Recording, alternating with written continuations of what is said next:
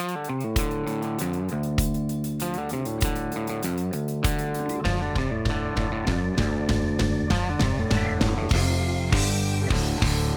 right, we are back. This gets to be episode 2 of What's in Bobby's Mind. And more importantly, what we're going to get down to today is talking to the gentleman that I'm standing across from today.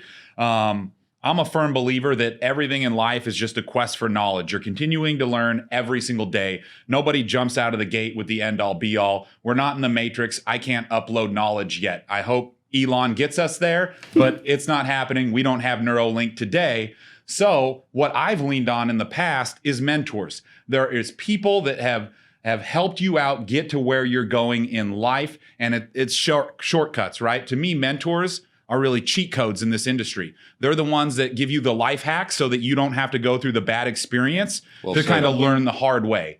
So for me, and I heard this once, and it really resonated with me, is that you are an aggregate of the 5 closest people that you hang out with.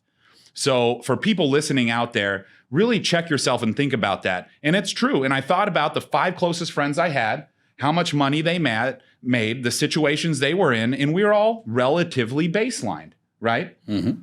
So with that being said, if you want to get to where you're going, reverse engineer that and put yourself around the people that are going to get you to where you need to be. Now, it doesn't mean you have to hang out with a bunch of, snobby rich people if you just want to be rich. But if you want and you know how you're going to get there, hang out with the people that are going to help you do that. So I'm fortunate enough right now to be standing by somebody who does that same thing for me in Tommy Barnes. Now, I haven't even known Tommy a full year, but he is super loyal, super knowledgeable, and helps me day to day. And he's just one that I've been fortunate enough to have in my life to help me out like this, almost like a father figure in some sorts that gives you that guidance and helps you out with those cheat codes and says, hey, when I went this way, this is the pile of shit I stepped in, go the other way. And heed those warnings. They're not telling you because they think they know better than you. They're just saying, when I walk down here, I got turds on my boots. Don't do it. So I have Tommy Barnes in here. We're going to rap a little bit about mentors and people that meant a lot to us.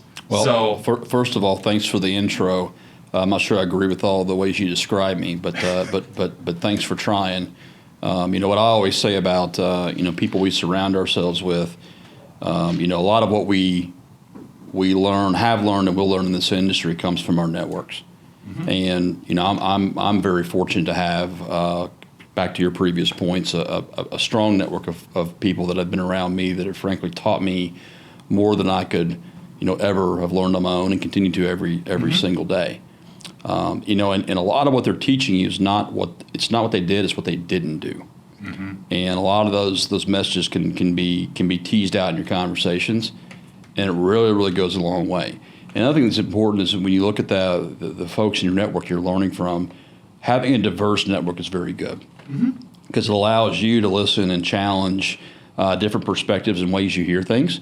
And ultimately makes you and those around you a better person. And I think the biggest thing that we have to always think about as individuals, we have to be willing to learn. And the main impediment to learning, typically, I'll speak for myself, is ego. Because our egos don't allow us to learn because we it's partially insecurity which drives ego, but we don't want to learn. And this when we open ourselves up, it's pretty amazing what all we can pick up, not only individually, but as a team as well. Oh, I think you're spot on. And what's funny there is, to piggyback on that, is a lot of people don't realize, and it's hard to kind of look inward sometimes, mm-hmm. but basically the ego will always chase what is scarce. That's right. Money, absolutely. Anything that's going away, that's right. Your ego drives you that way. So sometimes you got to check yourself, and there's almost little things that happen in your brain that you don't realize if you don't catch them early enough, they'll take you down that ego track. Yep. And sometimes it's okay to take out that spoon, swallow some of it down. It's That's fine. Right. You're going to continue to progress. And I don't care if they're baby steps or giant steps. They're all steps in the right direction. It's interesting. If I look at some of the folks I've been fortunate to spend a lot of time with, most have been incredibly great leaders and powerful in their space, but very humble in their approach. Mm-hmm. And very much a people first, and people meaning all people, not certain levels of people, but people across the board. And one gentleman, and I think I mentioned to you before, probably several times, a gentleman named Herb Schmidt. Herb was president of CFI, which is a large truckload provider based in Joplin, Missouri. Herb's now retired, but does board work for 4 or 5 transport companies.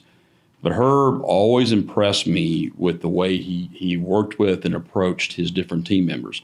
And what was so unique to me looking back on Herb is that the time his team had about 1,800 professional drivers in their fleet. Mm-hmm. And Herb made a point in training and orientation to give every single professional driver, his mobile phone number. And it was amazing the number of phone calls he would get as the president of that organization from different professional drivers, asking for his feedback, help. And some of these were life-threatening circumstances. Frankly, people would call Herb. And his level of engagement and the way that he engaged every team member was always so infectious for me to watch and me to see, because you could see the care and how he thought about his organization and how he led. Another individual that I really admire a lot is a gentleman who's the owner of Averitt Express, Gary Sasser. It's a fact that Gary does a couple hundred driver interviews every week. So existing, either new or applying or existing professional drivers, he does one-on-ones. That's cool. As the owner of a now $1.8 billion company. And it's awesome because he understands what drives organization. Those different team members are the ones that are the absolute key to what goes on. So I think in those two individuals have been in positions of power or leadership, whatever you want to call it, but never took that for granted and always gave back. And I think that's the theme that sometimes people have a hard time, or the place people have a hard time getting to. Oh, yeah. The Gary Sasser reference is pretty cool because not too many people, let alone on day one, get to meet the owner of the company, but actually have a sit down with them. That's right. And be embedded in his brain. And I'm sure he remembers those moments, those drivers, right? And that goes a long way. And I don't think people realize the pay it forward dividends you are earning yourself by doing the smallest things. That's right. And it's fun to watch those things occur. And again, I find the different leaders that approach business that way, the ones I want to surround myself with. Also, I've been fortunate to have folks around me that don't mince words. They've always been pretty direct with me. I mean, constructive, but direct. And, it gave me an opportunity to listen and try to learn. Mm-hmm. And didn't tell me what I wanted to hear. A lot of folks are around you, tell you what you want to hear. You want folks that'll tell you what you sometimes don't want to hear, but need to self-correct. And, that's always been very helpful. I worked with an individual when I was spending time on Nike's campus in Beaverton, Oregon, named John Springer. John came from the Michael Dell. He worked for Michael Dell back with Dell Computers years ago in the UP Railroad. He was a great mentor to me because I was full of, piss and vinegar. Let me edit that out. Full of piss and vinegar. And, he used to always put his arm around me and say, Tommy, a little lesson for you is when we go to the meetings, try bringing the screwdriver, not a sledgehammer. You'll get a lot more done. And so those little things along the way were always helping you to learn how to engage people. John also said to me, when you go into a room with people, do you think as an example of a meeting, do you think you were smarter than most of the people in the room? And of course he said, I don't know. He said back to me, he said, well, you were. But everybody in that room hates you and nobody's going to follow your leadership. So you need to realize that you may have all the answers and be the smarter person in the room, but if you don't have the ability to lead people directly and indirectly, it's all for naught. I completely agree with you. See, I always thought it a little differently. If I was the smartest person in the room, we're all in trouble. Well, I know that for a fact about myself. But yes, I mean, his example always kind of sat with me because and again, I think that those leaders also teach you don't lead by directing. You lead by respect and being able to help team members along their path to being successful themselves. And, somebody told me a long time ago, we as leaders, we're really all expatriates, which, is typically a term used when different companies send folks to international role of some type in business. And we should be working ourselves out of a job day one. And then our job should be to bring team members up around us that can do very well. I was lucky back in many years ago, I was at Conway. And when I left Conway, I'm probably going back, I guess, 8 or 9 years now. I had a role as president of one of the business units, and I had a role as head of the company's trans-procurement arm. And when I left the organization, my role wasn't backfilled. They didn't backfill my role. They promoted 2 individuals, one to be president, one to be head of procurement, that were on my team.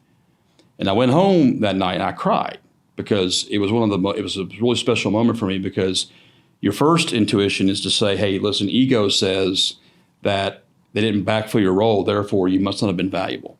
That's the ego. The real answer is you worked yourself out of your job and you helped your team members lift up, and they don't need you anymore.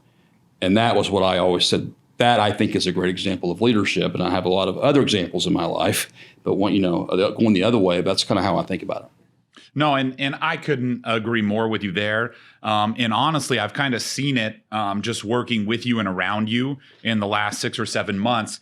Is I don't want to say collateral in a negative way, but there's a lot of collateral positivity that's happened in and around you by the people that you've worked with or known in the industry. And that goes back to the beginning when you said it's about that network growth. Whether I'm building a business or my own personal brand, how do I impact and grow my own network and pull those levers of who I know, not necessarily what I know? Because I had a peer many years ago named David Casey, and he was a new Rubbermaid with me. And Dave said to me, he goes, do you think you're a good networker? And I said, I think I'm a great networker. And he says, I think you're terrible. And he said, what you should do every week is find 6 different individuals you haven't talked to in 6 months and reach out for them. And if you can't do that, then you're not keeping that network moving in the way you should. Conversely, Dave's other point, which is very, very valid, is we don't keep score. We don't keep score. We're not trading back and forth. You do the things that are right for people, and typically that comes back around. And you can't be owe anybody anything. It's just all about how that circle spins by virtue of the way you approach it. What now you've had a few mentors in life throughout this industry. Which one really stands out to you the most that made that real impact, that really had that pivot moment for you where you were just like, look back, I'm gone? Yeah, I mean, it's happened in the past and still happens today. It's probably a gentleman named Rob Estes. Rob has been in the transport space for many years, and successful family business, and he's been on kind of my hip for many years. As a good friend and also as a business leader. And Rob, though his leadership style is not one to be loud or really too vocal, mm-hmm. Rob always kind of put his arm around me and said, hey, listen, young guy, you think you have all these answers. Just be patient and listen.